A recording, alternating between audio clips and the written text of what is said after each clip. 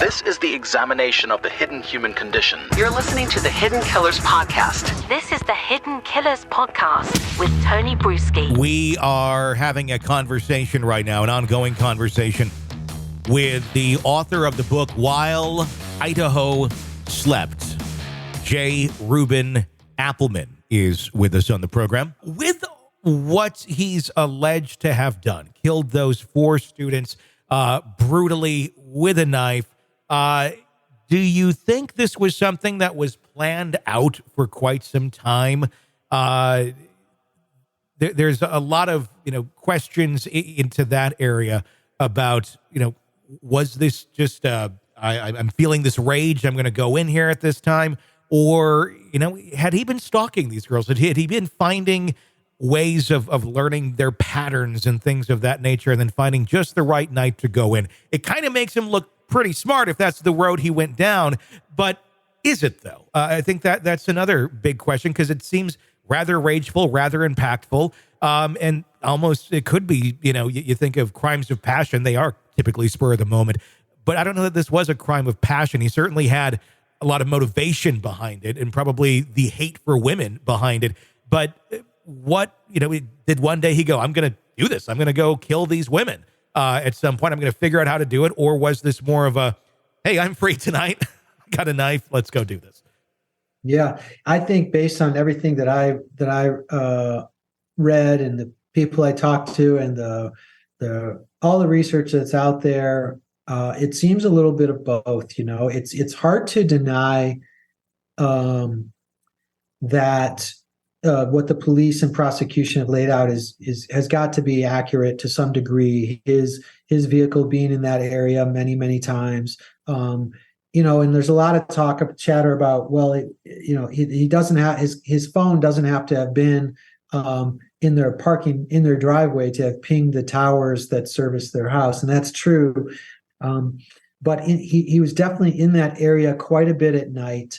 It looks as if even if he wasn't stalking, I mean, this is this is personal. I'll tell you, based on private investigative work. I've done a lot of surveillance in certain areas, daytime and nighttime, and there is nobody on the road in certain hours of the night, except for drunks coming home. And I'm talking 3 a.m., let's call it. Sure.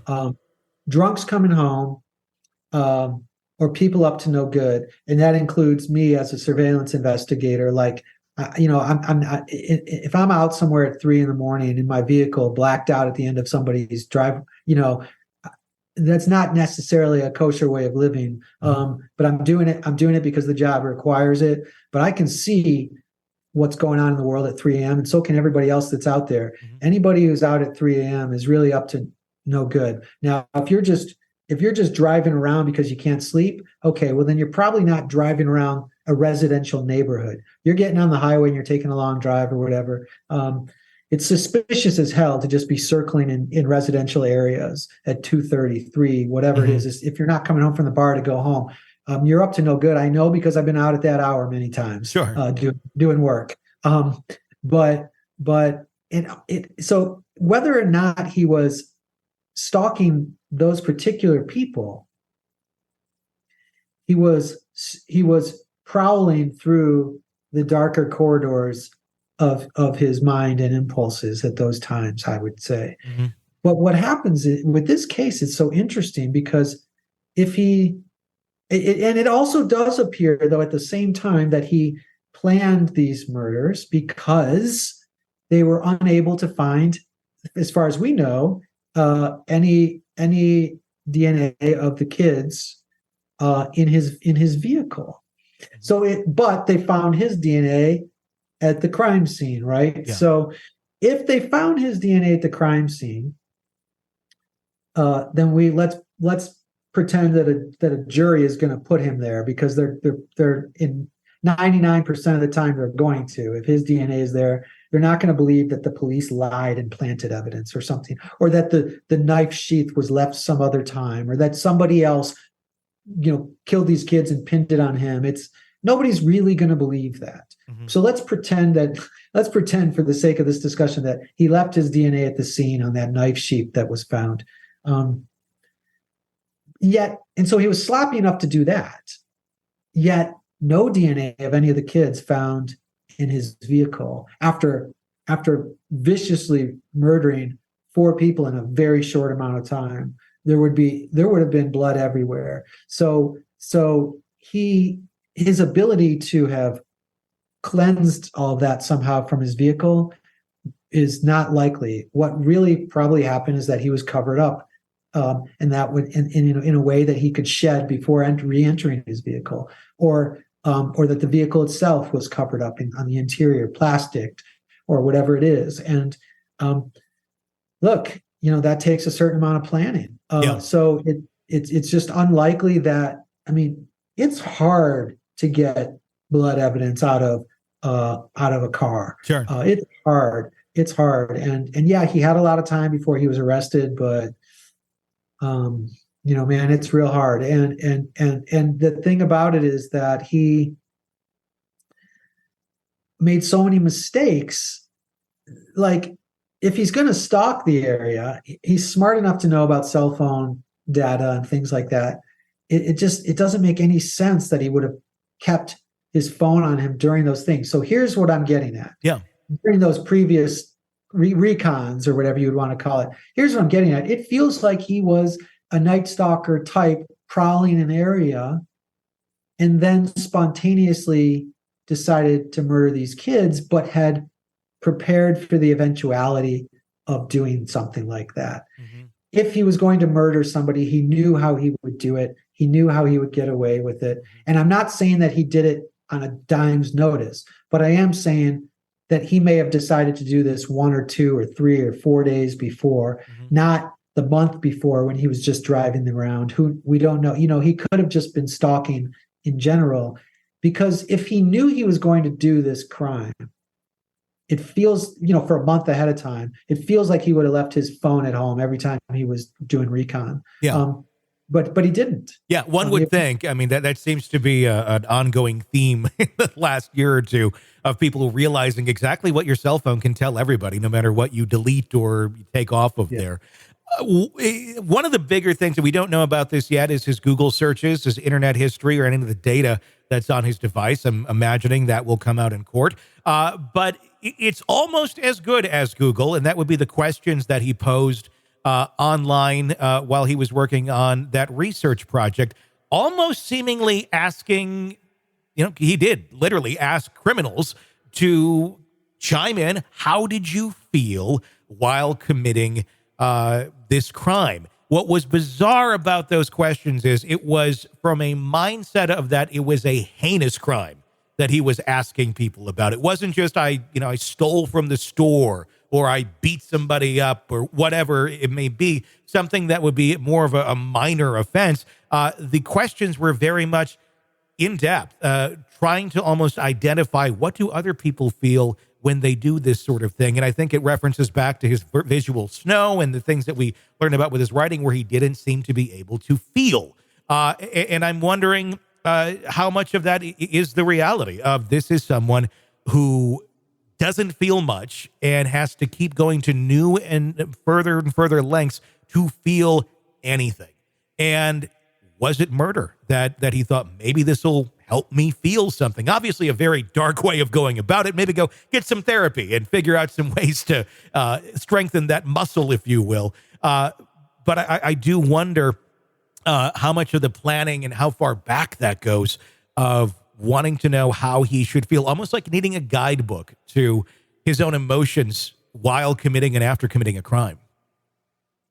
Yeah, there's a lot in there. You mentioned the Reddit posts where he was surveying criminals, allegedly in association with his master's degree from DeSales, or his master's thesis, I could say. But he was asking, like, how did you feel at the moment of committing the crime? Things like, if I'm remembering right, it's obviously it's written down, but I'm trying to remember. But it's talking about adrenaline, or how did your emotions overtake you, or whatever. which is really interesting because that's one explanation for why he made mistakes, why he would have left the knife sheath with a bit of touch DNA on the sheath at the scene of the crime. What people say, how did that happen? Why? That's so stupid. It must be a plant, or it must be he's a moron or whatever. No, man. Have you ever killed anybody? I mean, I haven't, but I'm sure the adrenaline is bonkers. Yeah. There's no way to control. I know that I'm a relatively agile, fit guy who I have a black belt in Taekwondo.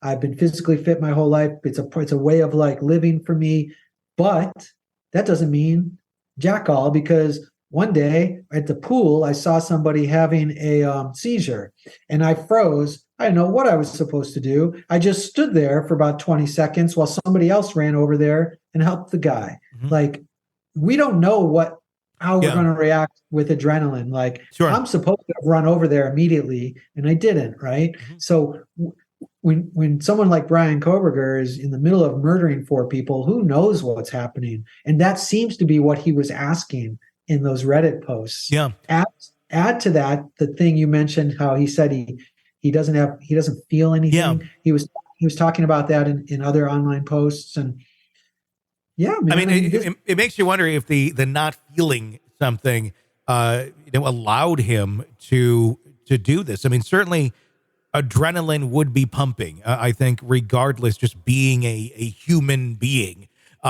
But if that adrenaline is not registering to him, it makes you wonder, was that, part of what allowed him to kill 4 people in such a heinous way, and nobody being able to get away? I mean, just the logistics of it by itself also are troubling, because you wonder, how did someone manage to pull this off, even in the most well-trained, well-fit situation that one could be in? Yeah, I want to add something to this Kohberger picture that I know you've done a lot of shows on Kohberger, and I want to add an idea that's not super popular probably.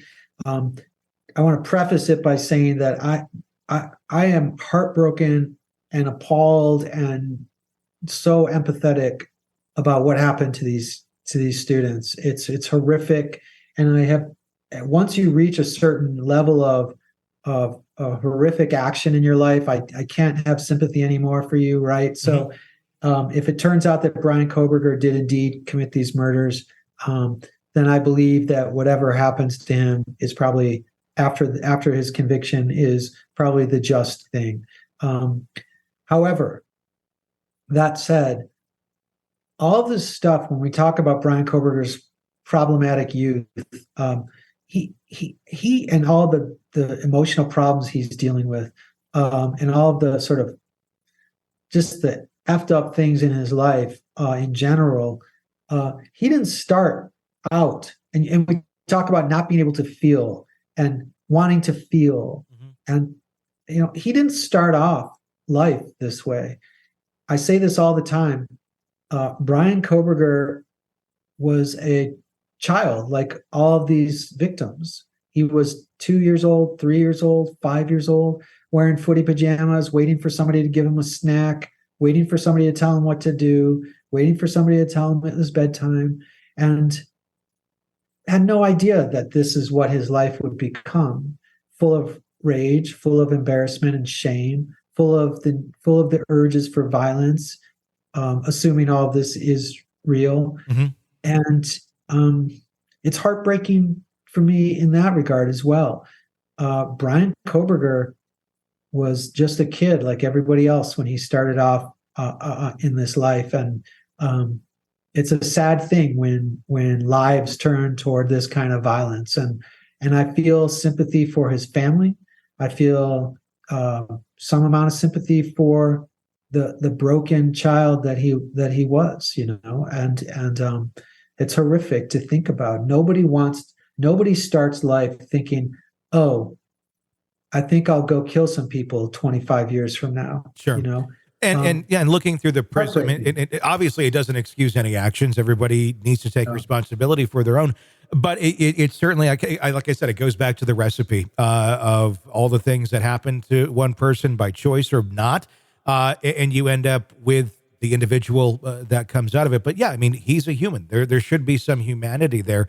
But I would agree too, if this is in fact what he did, that's not a person that's safe to live amongst the rest of society. There are just broken people out there that, yeah, everybody starts out as an innocent child, but sometimes we'd find out as they get older, there's something seriously wrong with this person. And, you know, in a lot of cases, hopefully they can get the help that they need. Obviously, in this case, he did not. Yeah. Your analogy about the recipe, I like that. There's definitely a recipe for these types of people. If there's a cook in that kitchen, I'd like to know who it is, you know. Yeah. I don't know who's cooking, but there's definitely a recipe that makes some of these people. Sick of the ads? We are too. Start listening with no commercials now and get access to all of our episodes in advance of everyone else. Become a True Crime Today Premium Plus subscriber on Apple Podcasts. Search True Crime Today Premium Plus on Apple Podcasts or go to our podcast page and sign up now. True Crime Today Premium Plus. Sign up now.